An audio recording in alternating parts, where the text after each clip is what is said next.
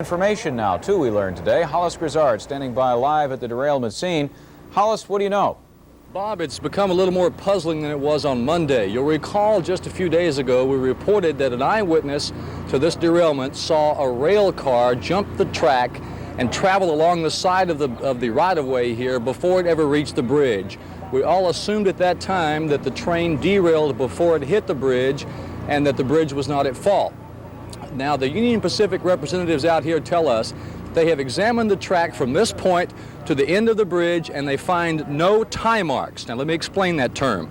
Tie marks are the indentions or the gashes on the wooden ties that would occur when a car jumps the track and travels along the side of the rail.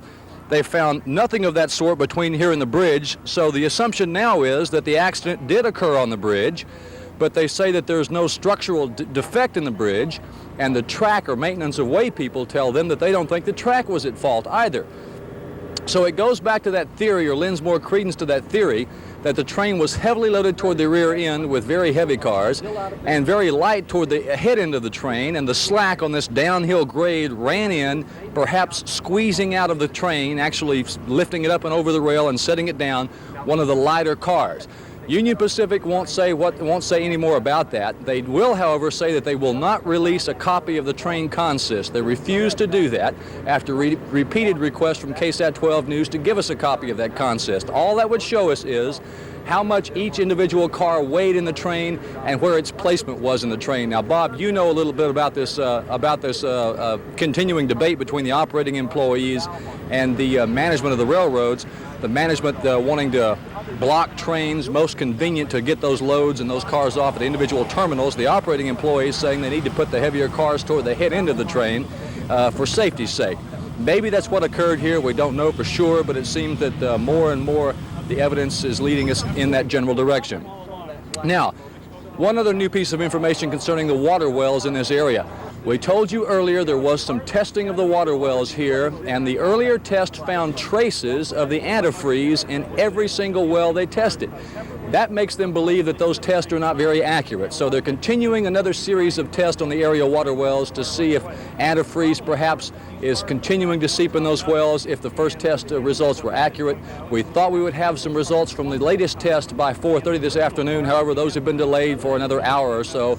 We understand they'll be available by 10 o'clock tonight. When they're available, we'll bring them to you. Bob? Hollis, first of all, is this aquifer-wide presence of this antifreeze from the spilled chemical? I'm sorry, Bob, could you repeat that? Is the antifreeze being detected all over the aquifer area, and is it dangerous? It is being detected in every single well that they're testing. Now, it is below the limits that the Environmental Protection Agency says is safe. In fact, it is 1,000 times below the limits. So it is okay for the drinking water. It is just causing them concern because they detect its presence. And a Water Commission official told me a little while ago it is conceivable that the trace amounts of this could increase because it's conceivable that most of the antifreeze is still between the aquifer and the top of the ground, the surface of the ground. So they're going to continue a series of testing to make sure that it doesn't get any worse. Very quickly, understand FBI agents are on the scene. There are FBI agents here. They say it is not an investigation by the FBI. They simply have an individual who is an expert in metallurgy down here from Washington. They wanted to walk over and lend their assistance any way they possibly could. Thanks, Hollis. Good report.